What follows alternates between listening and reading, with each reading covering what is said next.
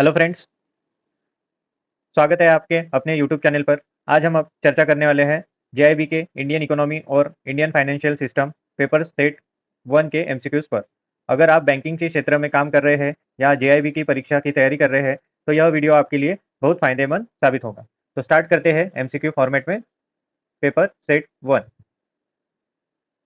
इसमें first question है, money that is back with physical commodity like gold और silver is called as.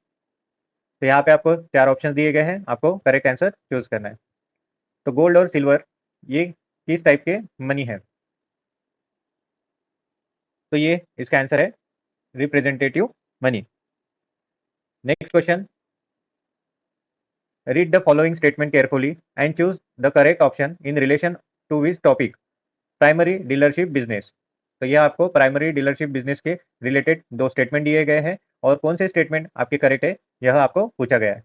तो first statement है, for undertaking the PD business through the subsidiary a bank should be registered as NBFC with RBI. तो यह first statement है। Second statement देखते हैं, for undertaking the PD business departmentally the bank is required to register with under banking regulation act for the same. तो ये रहा second statement. यहाँ पे आपको 4 ऑप्शन दिए गए हैं, इसमें आपको करेक्ट वन चूज करना है।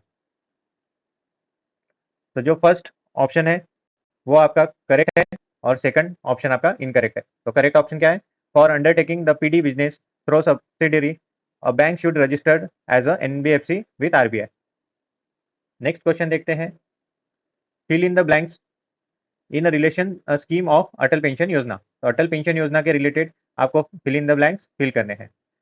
तो पढ़ते हैं, Atal Pension Yojana is a pension scheme launch by government of India which is focus on the blank sector workers under the APY blank guaranteed pension of rupees 1000, 2000, 3000, 4000, 5000 per month will start after attending the age of 60 years depending on contribution made by the subscribers for their chosen pension amount।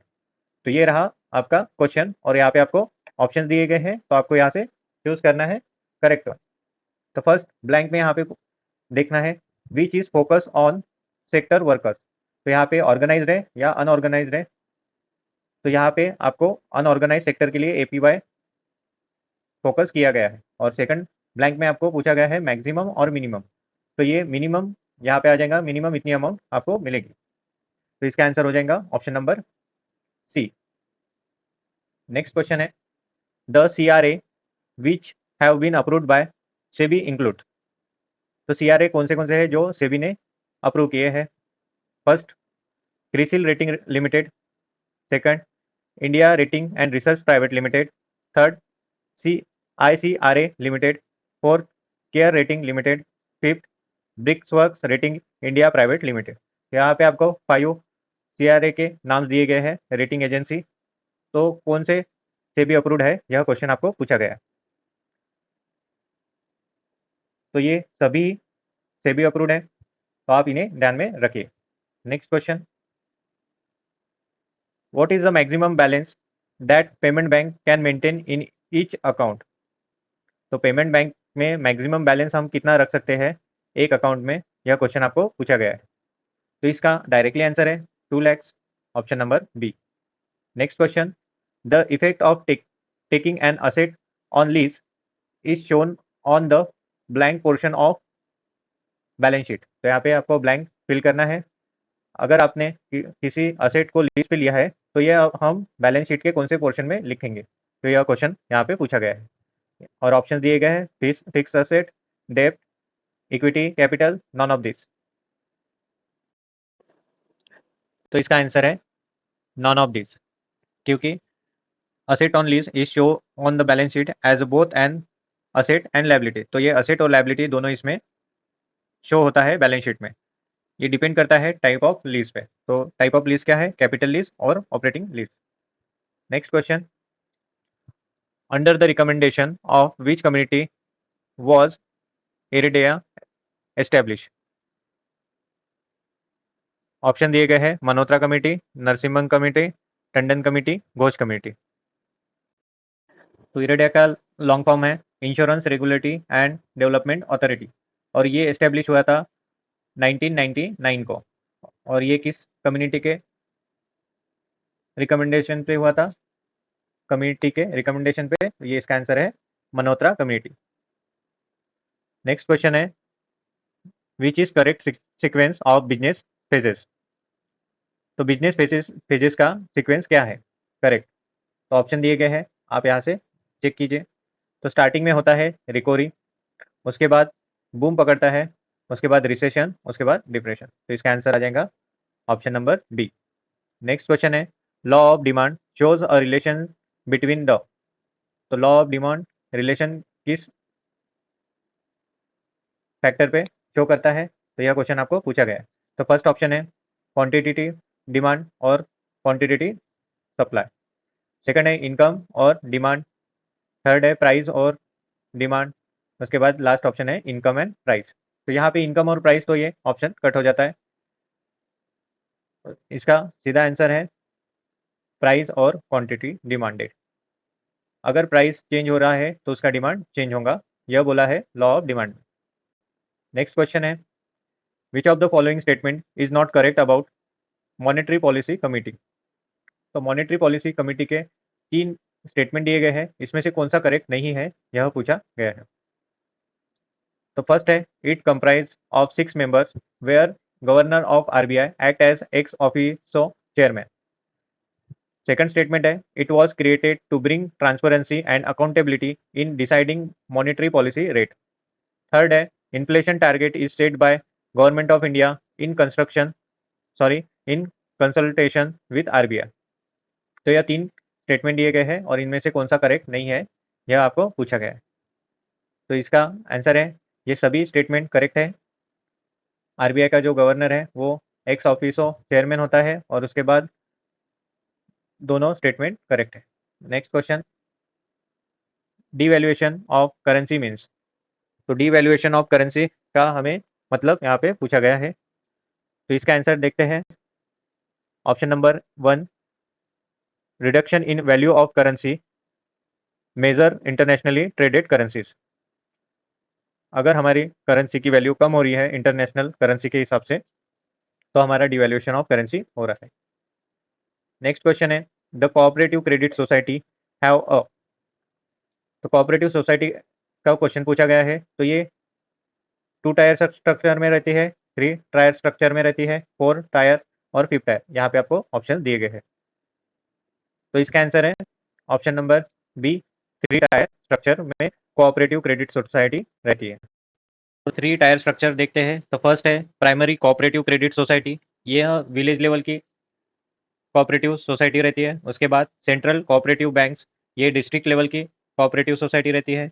उसके बाद third tier है state cooperative bank, यह state level की cooperative society रहती है। Next question, deficit financing means that government borrows money from the. तो deficit financing का मतलब क्या है? गवर्नमेंट किससे मनी उधार लेती है? तो ये लेती है आरबीआई से। नेक्स्ट क्वेश्चन है, during the time of direct British control from 1858 to 1947, the colonial government official transferred the monies to United Kingdom were referred as। तब इंडिया, जब इंडिया का पे ब्रिटिश का कंट्रोल था, तब इंडिया के लोगों को कुछ चार्जेस देने पड़ते थे यूनाइटेड किंगडम को, तो उसे होम चार्जेस कहा जाता था। नेक्स्ट क्वेश्चन है, contribution of which sector is second highest to Indian economy. तो इंडियन इकोनॉमी में सेकंड हाईएस्ट कंट्रीब्यूशन किस सेक्टर का है, यह क्वेश्चन आपको पूछा गया। तो इसका आंसर है सेकेंडरी सेक्टर। और फर्स्ट हाईएस्ट किसका है? तो इसका आंसर हो जाएगा tertiary sector. Guarantee to an exporter that importer of his good will pay immediately of for the goods order by him is known as. तो यहाँ पे गारंटी ऑफ एक्सपोर्टर का पूछा गया है। तो हम इंटरनेशनल ट्रेड के लिए लेटर ऑफ क्रेडिट यह यूज करते हैं। तो इसका आंसर हो जाएगा option number A, letter of credit. Next question है, as per world bank classification Indian economy is economy. तो इंडियन इकोनॉमी कौन सी इनकम लेवल में आती है, यह क्वेश्चन यहाँ पे पूछा गया है। लो इनकम में आती है, लोअर मिडिल इनकम में आती है, अपर मिडिल इनकम में आती है या हाई इनकम में आती है? तो इसका सिंपल आंसर है, और ये क्वेश्चन बहुत इंपॉर्टेंट है, इसका आंसर है lower lower middle income. Next question, which of the following is not applicable for a worker who work in organise sector? एक वर्कर ऑर्गेनाइज सेक्टर में काम कर रहा है, तो ये दिए गए चार ऑप्शन में यह यानी उसके लिए वो सिचुएशन अप्लीकेबल नहीं होती। तो फर्स्ट सिचुएशन है, ही और she get a regular salary at the end of month, तो यह ऑर्गेनाइज सेक्टर में मिलती है, तो ये करेक्ट है। उसके बाद he is not paid for leave, अगर रेगुलर एम्प्लॉय है तो उसे उसके छुट्टी के दिन भी पेमेंट मिलता है, तो यह हमारा आंसर होगा। यह गलत स्टेटमेंट है और यहाँ हमें पूछा गया है गलत स्टेटमेंट ही फाइंड करना, तो बी हमारा आंसर होगा। थर्ड देखते हैं, ही गेट्स मेडिकल अलाउंस, तो मेडिकल अलाउंस मिलती है ऑर्गेनाइज सेक्टर में। उसके बाद he got an appointment letter starting the terms and condition of work when he join works, तो ये भी करेक्ट है। नेक्स्ट क्वेश्चन देखते हैं, in which type of economy do consumer and producer make their choice based on market focus of demand and supply? तो ये कौन सी type की इकोनॉमी है, यह क्वेश्चन पूछा गया है, जिसमें प्रोड्यूसर और कंज्यूमर दोनों अपने चॉइस बेस का मार्केट डिमांड एंड सप्लाई देखते हैं, तो इसका आंसर है मार्केट इकोनॉमी। नेक्स्ट क्वेश्चन है, which among the following is included in motor insurance policy? तो नीचे दिए गए 6 ऑप्शन में से मोटर इंश्योरेंस पॉलिसी में कौन से इंक्लूड करते हैं पॉइंट्स, यह आपको पूछा गया है, और नीचे दिए गए यहाँ पे 1 2 3 2 4 6 इनमें से कौन से करेक्ट है वो हमको देखना है। तो फर्स्ट देखते हैं, fire, explosion, self ignition and lightning, तो यह आता है मोटर इंश्योरेंस पॉलिसी में। तो एलिमिनेशन मेथड में से हमें ये दो में से एक ऑप्शन है, ये हमें समझ में आ रहा है। अगर सेकंड सही रहा तो हमारा ऑप्शन बी रहेगा, अगर सेकंड गलत रहा तो हमारा ऑप्शन डी रहेगा। तो एलिमिनेशन मेथड से भी हम इसे सॉल्व कर सकते हैं। सेकंड है burglary and house breaking and theft, अगर चोरी मोटर इंश्योरेंस पॉलिसी में आती है तो सेकंड भी करेक्ट है। उसके बाद थर्ड है रिओट, तो फर्स्ट सेकंड और थर्ड हमारा आंसर रहेगा और इसका आंसर है D. Which of the following has not put forward bye NITI Aayog for economics development of India? तो यह क्वेश्चन पूछा गया है, तो इसका आंसर है 10 year long term economic planning. Fill in the blanks with appropriate option. An increase in general price level of goods and services is known as, अगर price बढ़ रहा है गुड्स का और सर्विसेज का तो इसे हम क्या कहते हैं, इसे हम इन्फ्लेशन कहते हैं। विच of the following is not a function of world bank? तो वर्ल्ड बैंक का कौन सा फंक्शन नहीं है ये चारों में से? तो फर्स्ट देखते हैं, to provide long term loan to member countries. Second है to provide loan to private investors belonging to members country on its own guarantee. Third है to provide loan mainly to productive activities. Fourth है to insure exchange rate stability. तो कौन सा function world bank का नहीं है? तो इसका आंसर है to insure exchange rate stability. बाकी तीनों करेक्ट है, ये फोर्थ हमारा वर्ल्ड बैंक का फंक्शन नहीं है। नेक्स्ट क्वेश्चन है, the blank is the monetary value of all finished goods and services produced by country's citizen whether overseas or resident? तो इसे कहा जाता है ग्रॉस नेशनल प्रोडक्ट, जिसमें इंक्लूड होता है all finish goods and services produce by country citizen, तो वो ओवरसीज भी चल सकते हैं और रेसिडेंट भी रह सकते हैं। नेक्स्ट क्वेश्चन है, पिक द करेक्ट स्टेटमेंट्स। यहाँ पे आपको 3 स्टेटमेंट दिए गए हैं। फर्स्ट स्टेटमेंट है, nominal GDP is the money value of all goods and services produce in year, यह फर्स्ट है। Second, nominal GDP is an indicator of real performance of the economy as price change over time.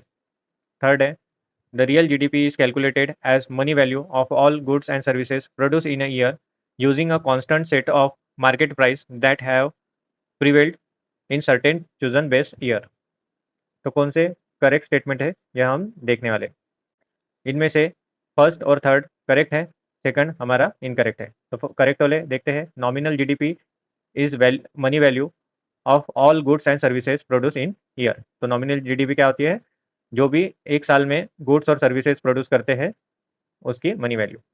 और third क्या है, the real GDP is calculated as money value of all goods and services produced in a year using a constant set of market price that have prevailed in certain chosen base year। तो ये हमारे answer है first and third correct one. Next question, GDP, GDP यानी gross domestic product, an important estimate can be computed on various methods, which of the following is not a method for calculation of GDP. तो GDP हम calculate करते हैं दो तीन प्रकार से, और इनमें से एक मेथड यानी कौन सी इनमें से मेथड नहीं है, यह क्वेश्चन पूछा गया है। तो इसका आंसर है, ज्योग्राफी वाइज हम जीडीपी नहीं कैलकुलेट करते हैं, बाकी जो तीन दिए गए हैं वो करेक्ट है। एक्सपेंडिचर वाइज, प्रोडक्ट वाइज और इनकम वाइज हम जीडीपी कैलकुलेट करते हैं। नेक्स्ट क्वेश्चन है, which of the following categories comes under priority sector. तो प्रायोरिटी सेक्टर में कौन सी कैटेगरी आती है, यह क्वेश्चन पूछा गया है। तो फर्स्ट है एक्सपोर्ट क्रेडिट, करेक्ट है। सेकंड एग्रीकल्चर, करेक्ट है। सोशल इंफ्रास्ट्रक्चर और रिन्यूएबल एनर्जी। तो यह इसका आंसर है 1, 2 और 4। तो सोशल इंफ्रास्ट्रक्चर इसमें इंक्लूड नहीं होता, तो ऑप्शन नंबर बी करेक्ट है। नेक्स्ट क्वेश्चन है, the secondary sector include activity such as. Secondary sector में कौन सी एक्टिविटी होती है, उसमें मेनली मेकिंग शुगर, गुड़ और ब्रिक्स, यानी जो भी प्रोडक्शन का काम होता है वो सेकेंडरी सेक्टर में होता है। प्राइमरी में एग्रीकल्चर, फिशिंग, डेयरी ये होता है, और उसके बाद सेकेंडरी में इंडस्ट्रियल और प्रोडक्शन। नेक्स्ट क्वेश्चन है, which of the following is not an of economic problem of economic system. तो इनमें से इकोनॉमिक प्रॉब्लम नहीं है इकोनॉमिक सिस्टम की, तो इसका आंसर है व्हेन डज प्रोडक्शन स्टार्ट, यह इसका आंसर है। Next question, a closed economy is an economy in which. तो क्लोज इकोनॉमी के रिलेटेड हमें क्वेश्चन पूछा गया है। तो फर्स्ट इन्होंने दिया है, money supply is fully controlled, deficit financing is take place, only export take place, neither export nor import take place। तो क्लोज्ड इकोनॉमी 1991 के पहले इंडिया क्लोज्ड इकोनॉमी थी, बाद में हमने ओपन इकोनॉमी की है। तो इसका आंसर है option number D, neither export nor import take place. A central bank of country uses open market operation OMO as a primary means as primary of implementing। Central bank of country uses OMO, तो primary means implementing, इसका answer है monetary policy. तो central bank monetary policy use करता है। Next question है, which of the following activity can not lead to financial inclusion in India. तो कौन सी activity है जो फाइनेंशियल इंक्लूजन लीड नहीं करता, यह क्वेश्चन हमें पूछा गया है। तो फर्स्ट है, issuing a general purpose credit card, opening of bank branches in unbanked rural area, strict KYC norms, opening a no frill account। तो इसमें कौन से फाइनेंशियल इंक्लूजन नहीं है, यह क्वेश्चन है। तो इसका आंसर है स्ट्रिक्ट केवाईसी नॉर्म्स। बाकी फाइनेंशियल इंक्लूजन में आते हैं क्रेडिट कार्ड देना, उसके बाद रूरल एरिया में जहाँ पे बैंक नहीं है वहाँ पे बैंक ब्रांचेस ओपन करना, और नो फ्रिल अकाउंट ओपन करना, यह फाइनेंशियल इंक्लूजन में इंक्लूड है। CSR schedule 7 of companies act attempt to eliminate. CSR यानी क्या होता है, यह देखते हैं पहले। CSR means social corporate social responsibility. इसमें कोई भी कंपनी को जो 3 साल कंटिन्यू नेट प्रॉफिट कमा रही है, उनको 2% उनके एवरेज नेट प्रॉफिट में से यानी सोशल रिस्पॉन्सिबिलिटी के लिए लगाने पड़ते हैं। तो इसमें हंगर, पॉवर्टी और मल न्यूट्रिशन, इनमें से कौन से हम किसके लिए ये पैसे देते हैं, तो यह क्वेश्चन पूछा गया। तो ये तीनों के लिए देते हैं, हंगर कम करने के लिए, पॉवर्टी कम करने के लिए और मल न्यूट्रिशन के लिए CSR है। Next question, which of the following policy rates are reviewed by RBI at the time of bimonthly review of monetary policy. तो RBI कौन से रेट्स को रिव्यू करता है bimonthly review monetary policy में? तो इसका आंसर है option number C 1 and 2। Saving bank rate यह चेंज नहीं होता, बैंक रेट चेंज होता है और रेपो रेट चेंज होता है। नेक्स्ट क्वेश्चन है priority sector lending guidelines are applicable to which of the following type of banks? तो इसमें आपको ऑप्शन दिए गए हैं land development banks, foreign banks, RRB, cooperative banks. तो प्रायोरिटी सेक्टर लेंडिंग गाइडलाइंस में टाइप्स ऑफ बैंक पूछे गए हैं। तो प्रायोरिटी सेक्टर में लोन देना है सभी बैंकों को, तो ये चारों भी जो बैंक दिए गए हैं वो प्रायोरिटी सेक्टर में लेंडिंग करने वाले हैं। नेक्स्ट क्वेश्चन है which of the following statement is incorrect about infrastructure? तो इसका आंसर है all infrastructure facility directly impact the production of goods and services. तो ये इनकरेक्ट है इंफ्रास्ट्रक्चर के लिए, बाकी जो दो दिए गए हैं वो करेक्ट है। Infrastructure is important contributor to economic development. Infrastructure economic development के लिए एक इंपॉर्टेंट पॉइंट है। Infrastructure is required to provide support and services, second ही हमारा गलत है। The term economic cycle refers to, तो इसका आंसर है fluctuation in aggregate economy activity over time. Next question opening and improving the economy with other major economy to take it to international level is known as. तो option दिए गए हैं privatisation, liberalisation, globalisation. तो इसका answer है option number C globalisation.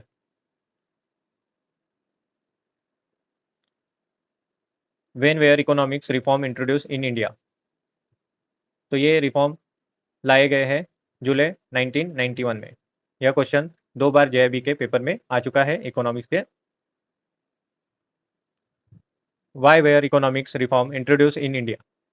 तो economics reform क्यों लाए गए इंडिया में? तो इसका आंसर है poor performance in public sector, fall in foreign exchange reserve. तो ये दो मेन कारण थे जिसकी वजह से इकोनॉमिक्स रिफॉर्म लाए गए। Which section of companies act 2013 provide legal support for CSR in India? CSR के लिए कंपनीज एक्ट में कौन सा लीगल सपोर्ट सेक्शन है? तो ये है section 135। Demand schedule is the, demand schedule क्या है? डिमांड शेड्यूल है relation between price and quantitative demanded. What does NBC stand for? NBC का लॉन्ग फॉर्म पूछा गया है, तो एनबीसी का लॉन्ग फॉर्म है adjusted net bank credit. What are benefits of globalisation? तो ग्लोबलाइजेशन के बेनिफिट पूछे गए हैं। तो फर्स्ट है use of innovation and technology, low production cost, and third है get access to various new cultures. तो इसका आंसर है ऑप्शन नंबर डी 1, 2 एंड 3 तीनों ही बराबर है। Which sector provide maximum employment in India, how much percentage? Maximum employment in India और उसके percentage पूछा गया है।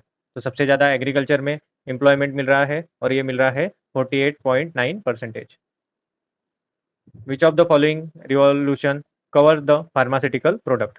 तो फार्मास्यूटिकल प्रोडक्ट्स के लिए कौन सा रिवॉल्यूशन था? तो ये था पिंक रिवॉल्यूशन। ये डायरेक्ट क्वेश्चन है।